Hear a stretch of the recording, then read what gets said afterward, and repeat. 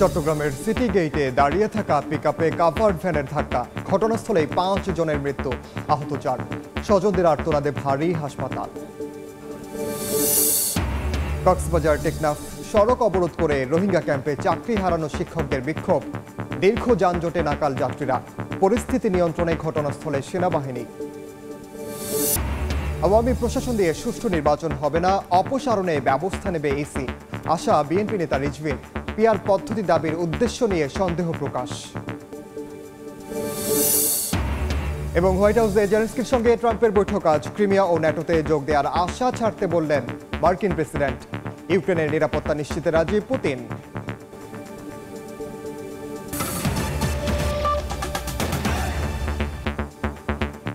সংবাদের সঙ্গে আছি আমি ওমরিনা।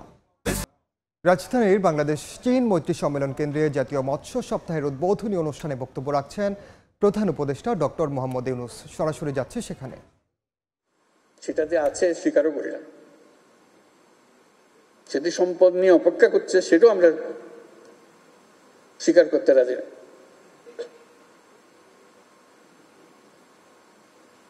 আমাদের বঙ্গোপসাগরে সুষ্ঠু জরিপ পরিচালনা করে গভীর সমুদ্রে মাছ ধরার অঞ্চল চিহ্নিত করতে হবে। এটা শুধু বেশি মাছ ধরার বিষয় নয়, এটা একটা ইন্ডাস্ট্রি গড়ে তোলার বিষয়। এটা শুধু আমরা খাবো তা না, পৃথিবীর অন্যান্য মানুষের দেশ আমাদের এই মাছ খাবে। আমাদের সেই সম্পদ আছে, শুধু হাত বাড়িয়ে নেওয়া, সে হাত বাড়িয়ে নেওয়াটা আমাদের হয়ে ওঠেনি এ পর্যন্ত।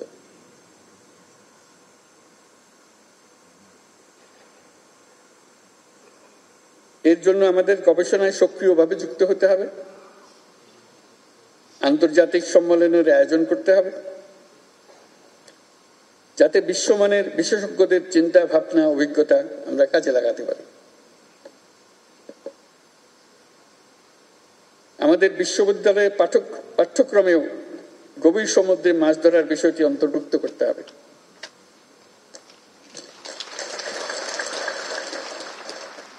তাহলে আমরা আমাদের ভবিষ্যৎ পূর্ণাঙ্গভাবে রচনা করতে পারব এবং গৌরবের সঙ্গে রচনা করতে পারব। সমুদ্র, উপকূলীয় অঞ্চলের সম্পদ ও পরিবেশের টেকসই ব্যবহার নিশ্চিত করতে আমরা আমাদের বন্ধু দেশগুলোর সঙ্গে আলোচনা শুরু করেছি। তারাও খুব অবাক হয়েছে আমরা যখন এই প্রসঙ্গ তুলি। বলছি, কই এই প্রসঙ্গ তো আমাদের সঙ্গে আর কেউ কোনোদিন তোলে নাই। আমরা বললাম যে আমরা লজ্জিত, আমরা এবারে উত্থাপন করলাম এবং এর প্রতি পূর্ণাঙ্গ দৃষ্টি দিলাম আমরা, যাতে করে আমরা এই সম্পদের স্বীকৃতি দিই এবং মানুষের কল্যাণে সেই সম্পদ ব্যবহার করার সুযোগ দিই।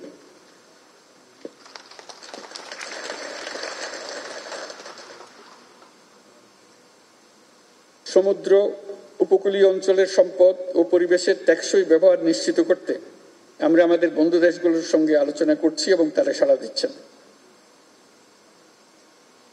অবৈধ জাল এবং অন্যান্য সরঞ্জাম ব্যবহার করে নির্বিচারে মৎস্য আহরণ অত্যন্ত উদ্বেগের। যে বললাম আমরা প্রকৃতির দিকে কোনো খেয়াল রাখি না, এটা আরেকটা তার পরিচয়। অবৈধ জাল এবং সরঞ্জাম প্রস্তুত ব্যবহার সহ যে কোনো ধরনের বেআইনি কর্মকাণ্ড কঠোরভাবে প্রতিহত করতে হবে। এটা শুধু কোনো একটা পুলিশ বাহিনী বা কেউ গিয়ে করবে তা না, এটা আমাদের নাগরিক দায়িত্ব হিসেবে আমাদেরকে করতে হবে। সবাই সবারটা, সবার অঞ্চল, সবার এলাকা নিশ্চিত করতে হবে কেউ যেন আমাদের দান যেটা আমরা পেয়েছি প্রকৃতি থেকে সেটাকে আমাদেরকে সেটা থেকে বঞ্চিত না করে আগামী প্রজন্ম যেন এটার থেকে বঞ্চিত না হয়। এখন যেভাবে অগ্রসর হচ্ছি আমাদের মনে হয় আগামী প্রজন্মর ভাগ্য সংকীর্ণ হয়ে যাচ্ছে, অথচ আমাদের দায়িত্ব ছিল সেটাকে আরো প্রসারিত করা। কাজে আমাদের গিয়ার বদলাতে হবে, সংকোচনের গিয়ার থেকে আমাদের সম্প্রসারণের গিয়ারে চলে যেতে হবে। এবং আমরা পারি, না পারার কিচ্ছু নেই এখানে, কারো চাইতে কারো বুদ্ধি কম না, শুধু বিষয়টা নজরে আনতেছি না আমরা। কি কারণে আমরা সমুদ্রের কথা ভুলেই গেছি।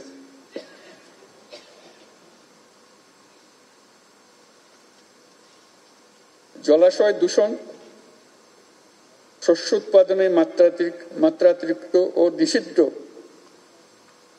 বালাইনাশক ব্যবহার সমানে ব্যবহার করে যাচ্ছে।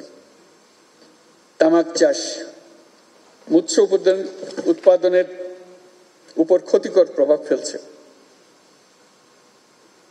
ক্ষতিকরটা খুব হালকাভাবে বললাম, মারাত্মক। এটা আমরাই করছি। এবং আজকে বিশেষ দিবসে আমরা শুধু স্মরণ করছি, তারপর আবার এখান থেকে বেরিয়ে বলে যাব, যেন আমরা না ভুলি। সে কথাটা বারে বারে নিজেকে স্মরণ করিয়ে দেওয়া। অপরিকল্পিত অবকাঠামো নির্মাণ, নদ নদী সহ সকল জলাশয়ের নাব্যতা হ্রাস, সর্বোপরি জলবায়ু পরিবর্তনের ফলে মৎস্য উৎপাদনে বিরূপ প্রভাব পড়ছে। এ সকল ক্ষতিকর প্রভাব মোকাবেলার সমন্বিত টেকসই উত্তরণের কৌশল উদ্ভাবন করতে হবে।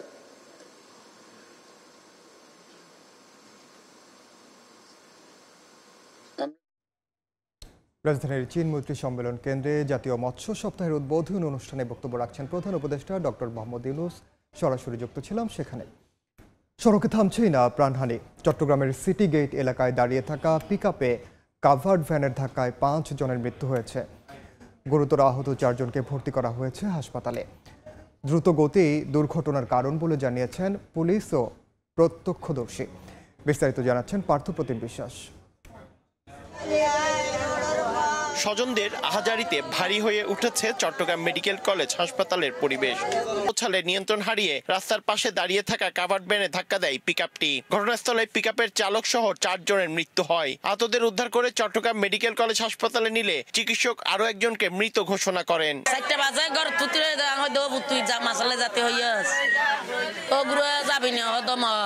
দুইটা লাশ ছিল, কিন্তু আমার বাইক 3টা এখানে ছিল। প্রত্যেকদিন যাই এই ফিশারি কাটতে মাছ আনার জন্য।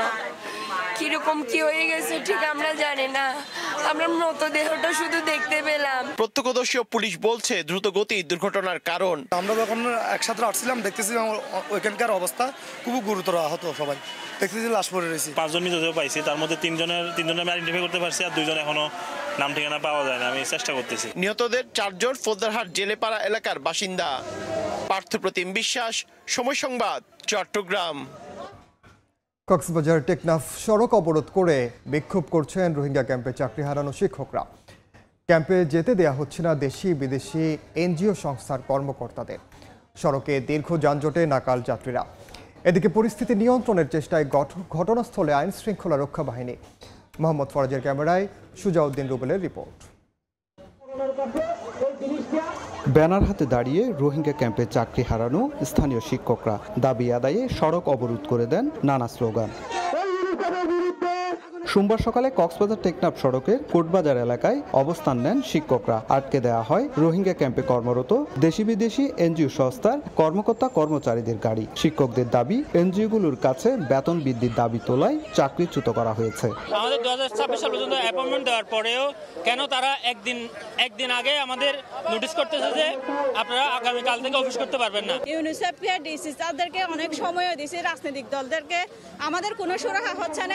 আমাদেরকে যদি পুনর্বহাল না করে এখানে কোনো এনজিও কোনোভাবে কাজ করতে পারবে না। যতদিন না পর্যন্ত আমাদের এই বিষয় শুরু হচ্ছে না, ততদিন পর্যন্ত আমরা আমরণ হচ্ছে কর্মসূচি ঘোষণা করেছি। এদিকে বিক্ষোভের কারণে রাস্তার দুপাশে দেখা যায় দীর্ঘ যানজট। আটকা পড়ে যাত্রী ও চালকদের দুর্ভোগের শেষ নেই। বাধ্য হয়ে অনেকেই পায়ে হেঁটে রওনা দেন গন্তব্যের উদ্দেশ্যে। অফিসে যেতে পারতেছি না, রাস্তা ব্লক করে রাখছে, অনেক দূর থেকে হেঁটে আমাদের অফিস যেতে হচ্ছে। অর্থ সংকটের কারণ দেখিয়ে চলতি বছরের 1 জুন রোহিঙ্গা ক্যাম্পে শিক্ষা প্রকল্পে কর্মরত স্থানীয় প্রায় 1200 জন শিক্ষককে চাকরিচ্যুত করা হয়। তবে রোহিঙ্গা শিক্ষকরা এখনও দায়িত্বে বহাল আছেন। এর প্রতিবাদে 2 জুন সড়ক অবরোধ করে বিক্ষোভ করেন চাকরিচ্যুতরা। পরে প্রশাসনের আশ্বাস দিলেও কোনো সুরাহা না হওয়ায় ফের আন্দোলনে নামেন তারা। সুজাউদ্দিন রুবেল, সময় সংবাদ, কক্সবাজার। এই মুহূর্তে কক্সবাজারের কোটবাজার এলাকায় আছেন সহকর্মী সুজাউদ্দিন রুবেল, সরাসরি যাচ্ছি তার কাছে। সকাল 7টা থেকে যে আন্দোলন শুরু হয়েছে সেই আন্দোলন এখনো পর্যন্ত চলমান রয়েছে, যার কারণে কিন্তু দুর্ভোগ চরমে। এখানে আপনি দেখতে পাবেন যে কুটবাজার, উখিয়ার কুটবাজার এই এলাকা থেকে সূর্য যতদূর চোখ যাবে ততদূরই কিন্তু জ্যাম, পুরা যানজট লেগে আছে। সকাল 7টা থেকে এই যানজট এখনো পর্যন্ত নিরসন হয়নি, যার কারণে কিন্তু মানুষের দুর্ভোগ চরম আকার ধারণ করেছে। আমরা সকাল 7টা থেকে দেখেছি কয়েক কিলোমিটার জ্যাম ছিল, কিন্তু এখন যে সড়কটি কোটবাজার এলাকায় রয়েছে সে চারদিকেই কিন্তু 4টি সড়ক। এই 4টি সড়কে একটি সড়কে 2 থেকে 3 কিলোমিটার করে যানজট লেগে আছে। সেই যানজটের কিন্তু যতই যানজট সময় গড়াচ্ছে ততই কিন্তু যানজট বাড়ছে এবং মানুষের দুর্ভোগ বাড়ছে। আমরা অনেকেই দেখতে পেয়েছি এখানে গাড়ি থেকে নেমে গিয়ে মানুষজন নানাভাবে পায়ে হেঁটে নিজ গন্তব্যে যাওয়ার চেষ্টা করছেন, আবার অনেকে অতিরিক্ত ভাড়া দিয়ে কিন্তু পুনরায় স্ব গন্তব্যে তারা চলে যাচ্ছেন। এভাবেই কিন্তু দুর্ভোগ চরম আকার ধারণ করেছে। আমরা এখনো পর্যন্ত কোটবাজার এলাকায় যে আন্দোলন সেটি যারা রোহিঙ্গা ক্যাম্পে যারা চাকরি করতেন, শিক্ষকতা করতেন স্থানীয় 1200, তারা এখনো পর্যন্ত সড়কে আন্দোলন করছেন এবং তারা স্লোগান দিচ্ছেন।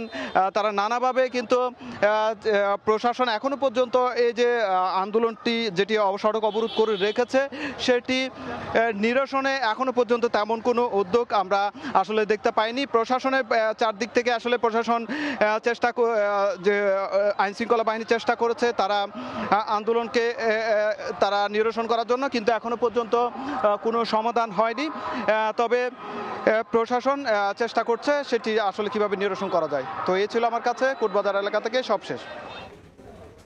সরাসরি যুক্ত ছিলাম কক্সবাজারের কোটবাজার এলাকায়। জুলাই আগস্টের মানবতা বিরোধী অপরাধের মামলায় সাবেক প্রধানমন্ত্রী শেখ হাসিনা ও সাবেক স্বরাষ্ট্রমন্ত্রী আসাদুজ্জামান খান কামাল সহ 3 জনের বিরুদ্ধে 5ম দিনের সাক্ষ্য গ্রহণ চলছে। আন্তর্জাতিক অপরাধ ট্রাইব্যুনাল 1-এ চলছে এই সাক্ষ্য গ্রহণ।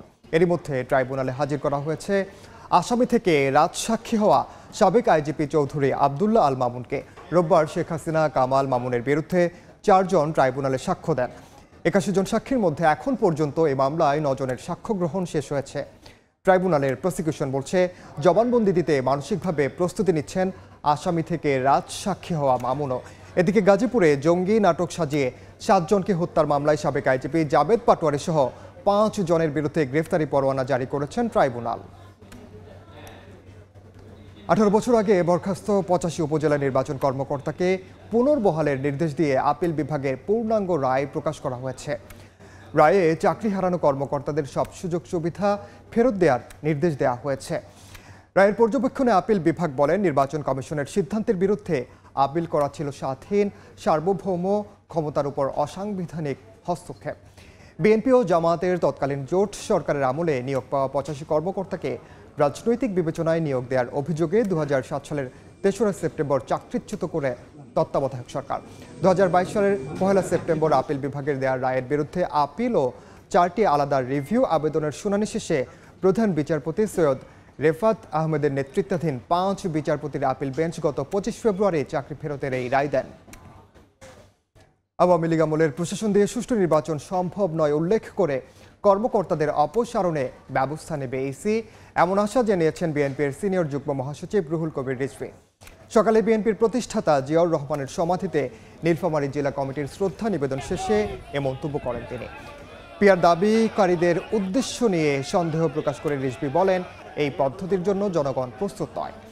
ডাকসু নির্বাচনে সব মতের প্রতিনিধিত্ব নিশ্চিত হবে এমন আশা ব্যক্ত করে আরও বলেন, বিশ্ববিদ্যালয়ের ছাত্র প্রতিনিধিরা থাকলে শিক্ষার সুষ্ঠু পরিবেশ বজায় থাকে।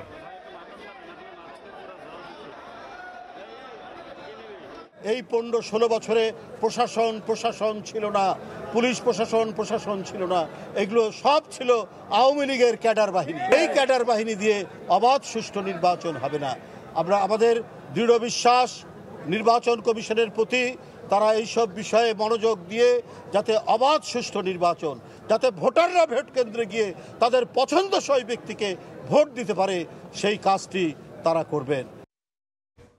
ডাকসু নির্বাচনের মনোনয়ন ফর্ম বিতরণের শেষ দিন আজ। বেড়েছে মনোনয়ন প্রত্যাশীদের চাপ। এই মুহূর্তে নওয়াব আলী চৌধুরী সিনেট ভবনে আছেন রিপোর্টার জুম্মন সাদিক জ্যাবলিন, সরাসরি যাচ্ছে তার কাছে।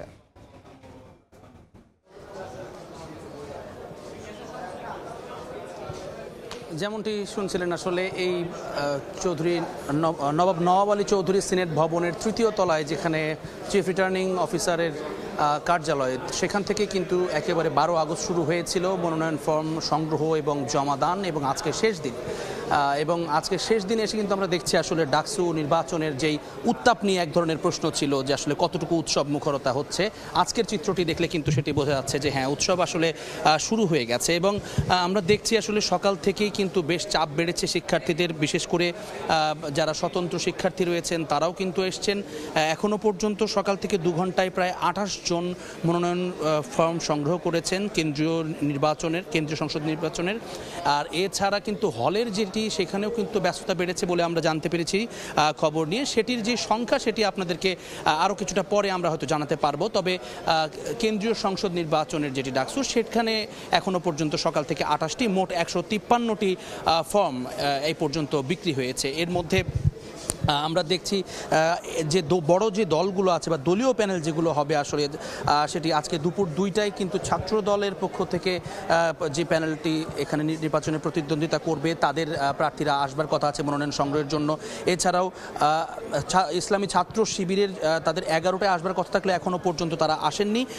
আর এছাড়াও যেই সাধারণ শিক্ষার্থীদেরকে নিয়ে উমামা ফাতিমা, যিনি জুলাই আন্দোলনে যেই নেত্রীর উদ্ভব হয়েছিল, তিনিও কিন্তু তার যে প্যানেলের কোনো নাম না থাকলেও সেই প্যানেলের সদস্যদেরকে নিয়ে আজকে আসলে আসবার কথা রয়েছে। সব মিলিয়ে কিন্তু শেষ দিনটি একেবারে ব্যস্ততার মধ্য দিয়ে যাবে এমনটি আশা করা যাচ্ছে। তো এই ছিল এখনো পর্যন্ত আমার কাছে ডাকসু নির্বাচনের মনোনয়ন সংগ্রহ এবং জমাদানের সবশেষ খবর। দীর্ঘদিন ধরে পদোন্নতি বঞ্চিত প্রায় 8000 সরকারি চিকিৎসক ও মেডিকেল কলেজের শিক্ষক। তাদের অভিযোগ, পদোন্নতির সব শর্ত পূরণের পরও আমলে নেয়নি বিগত সরকার। প্রাধান্য দেয়া হতো রাজনৈতিক পরিচয়। নিরপেক্ষ ও ভিন্ন মতাদর্শদের জন্য ছিল শাস্তিমূলক বদলিসহ নানা বিড়ম্বনা। স্বাস্থ্য উপদেষ্টা বলছেন, এরই মধ্যে 7000 সুপার নিউমারি পদ তৈরিতে ব্যবস্থা নিয়েছে সরকার। 7 আগস্ট পদোন্নতি দেওয়া হয়েছে 942 চিকিৎসককে। শরীফ রুবেলের ছবিতে সাইফুল রুদ্রর রিপোর্ট। স্বাস্থ্য অধিদপ্তরের তথ্য বলছে, বছরের পর বছর কাঙ্ক্ষিত পদোন্নতির আশায় দিন পার করছেন প্রায় 8000 সরকারি চিকিৎসক ও মেডিকেল কলেজের শিক্ষক। তবে চিকিৎসকরা বলছেন এই সংখ্যা 10,000-এরও বেশি। 7 আগস্ট 942 জন চিকিৎসককে 6ষ্ঠ গ্রেডে জুনিয়র কনসালটেন্ট পদে পদোন্নতি দিয়েছে স্বাস্থ্যসেবা বিভাগ। চিকিৎসকদের অভিযোগ, যোগ্যতার শর্ত পূরণ করেও পদোন্নতি পাননি তারা। এমন অনেক চিকিৎসক আছে 9ম গ্রেডে ঢুকেছে, 9ম গ্রেড থেকে রিটায়ারমেন্টে চলে গেছে। দফায় দফায় মিটিং হয়েছে যে এই বৈষম্যগুলো দূর করে কিভাবে প্রমোশন দেওয়া যায়। অনেকগুলো ধাপ অতিক্রম করার পর একজন চিকিৎসক সহকারী অধ্যাপক হওয়ার জন্য যোগ্য হয়। তো সুতরাং যে এই ধরনের যোগ্যতার মাপকাঠিতে উত্তীর্ণ হয়েছে তাকে অবশ্যই প্রমোশন দেওয়া উচিত। রাজনৈতিক প্রতিহিংসার পাশাপাশি নিজেরা বৈষম্যের শিকার হয়েছেন উল্লেখ করে পদোন্নতি প্রক্রিয়াকে বৈষম্য মুক্ত রাখার দাবি জানান চিকিৎসকরা। নিজস্ব ফেলো গভর্নমেন্টের অনুসারী ছিল না, তাদের প্রত্যেকেই কোনো না কোনোভাবে নির্যাতিত হয়েছে। গত 15 বছর 16 বছর যে আওয়ামী লীগ সরকার সচিবের যারা করেন তাদেরকেই প্রমোশন করছে, কোনো নিয়ম নীতি তোয়াক্কা করেনি। গণঅভ্যুত্থানের আগে পরে বিভিন্ন দল বা গোষ্ঠী আন্দোলনের নামে নিজেদের দাবি আদায় করলেও মানুষের জীবন জিম্মি করে তা আদায় করতে চাননি বলে জানান চিকিৎসকরা। পদোন্নতি প্রক্রিয়াকে প্রভাবমুক্ত রেখে যোগ্যদের বাছাই করার আহ্বান জানান তারা। যে প্রফেসর হয়ে রিটায়ারমেন্ট করার কথা, সে অ্যাসিস্ট্যান্ট প্রফেসর হয়ে ওর কনসালটেন্ট হিসাবে রিটায়ারমেন্ট দিতে, অ্যাসিস্ট্যান্ট প্রফেসর হইতে পারতেছে। যদি দ্রুততার সাথে পদোন্নতির মাধ্যমে চিকিৎসকদের ওই শূন্য পদগুলো পূরণ করা যায়, চিকিৎসকদের যে সংকটটা কিছুটা আমরা মোকাবিলা করতে পারবো। গত বছরের আগস্টে রাজনৈতিক পট পরিবর্তনের পর থেকে এই চিকিৎসকরা তাদের পদোন্নতি মঞ্জুর করতে মন্ত্রণালয়ের কাছে অনুরোধ জানিয়ে আসছেন। সাইফুল রুদ্র, সময় সংবাদ, ঢাকা। নিষেধাজ্ঞা উপেক্ষা করে সিলেটের ভোলাগঞ্জে পাথর উত্তোলনের পক্ষে একাট্টা অবস্থানে ছিল বিএনপি, জামাত, ইসলামী আন্দোলন সহ অধিকাংশ রাজনৈতিক দল।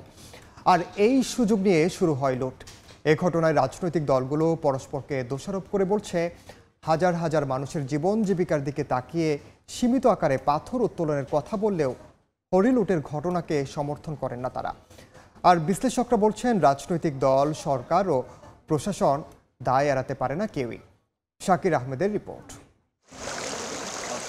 সিলেটের ভোলাগঞ্জের সাদা পাথর দেশি বিদেশি পর্যটকদের কাছে এ যেন এক বিস্ময়। পাথর লুটের পর আকর্ষণীয় এই পর্যটন কেন্দ্রটি হারিয়েছে জৌলুস। হঠাৎ এই হরিলুটের নেপথ্যে কারা, এমন প্রশ্নের উত্তর খুঁজতে গেলে বের হয় রাজনৈতিক সম্পৃক্ততা।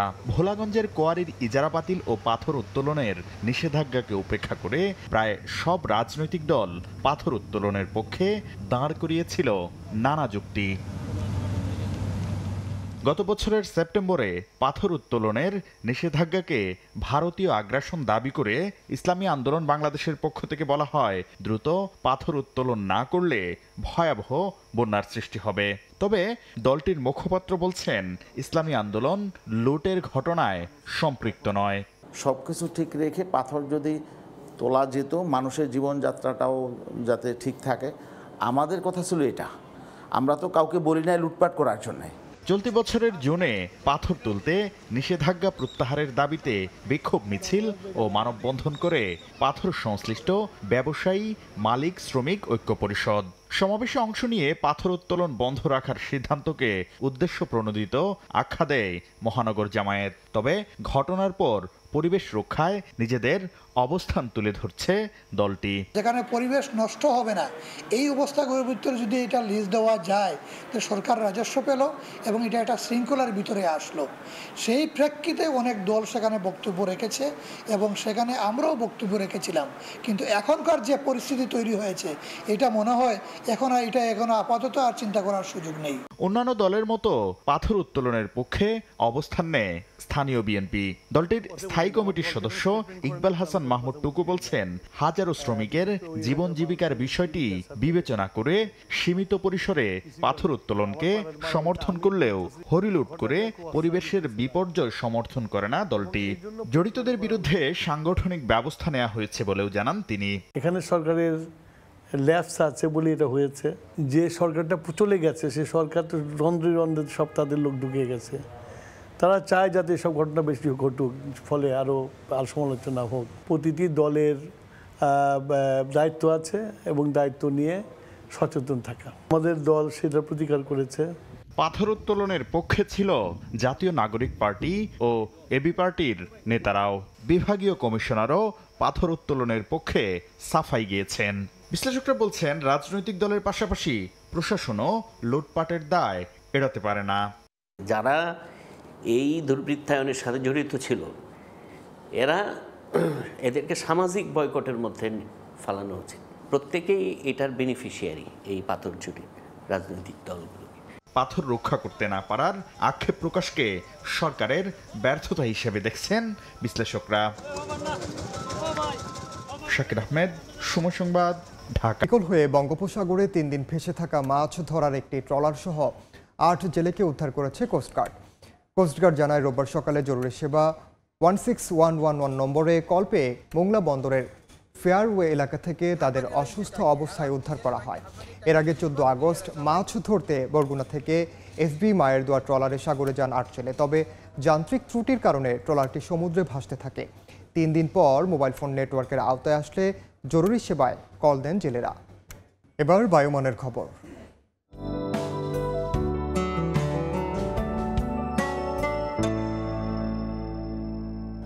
দেখে নেব এখনকার বাতাসের মান সূচক।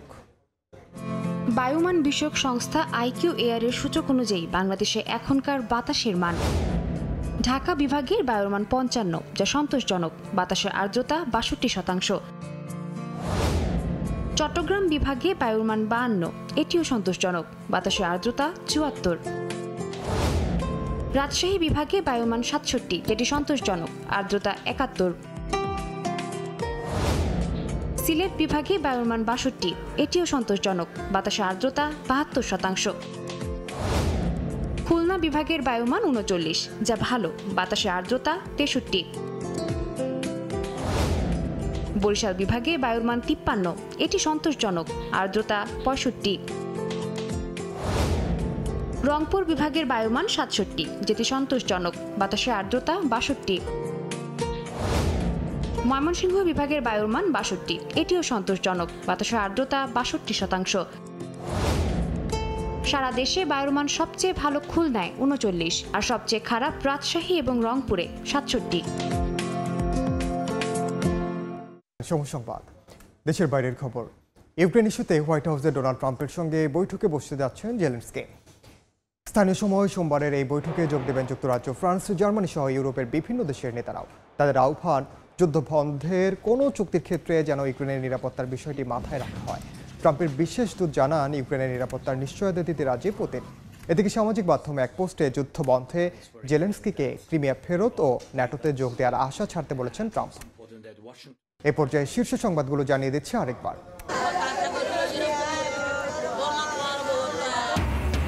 চট্টগ্রামের সিটি গেটে দাঁড়িয়ে থাকা পিকআপে কাভার্ড ভ্যানের ধাক্কা, ঘটনাস্থলেই ৫ জনের মৃত্যু, আহত ৪। স্বজনদের আর্তনাদে ভারী হাসপাতাল। এবং আওয়ামী প্রশাসন দিয়ে সুষ্ঠু নির্বাচন হবে না, অপসারণে ব্যবস্থা নেবে ইসি, আশা বিএনপি নেতা রিজভীর। পিআর পদ্ধতি দাবির উদ্দেশ্য নিয়ে সন্দেহ প্রকাশ।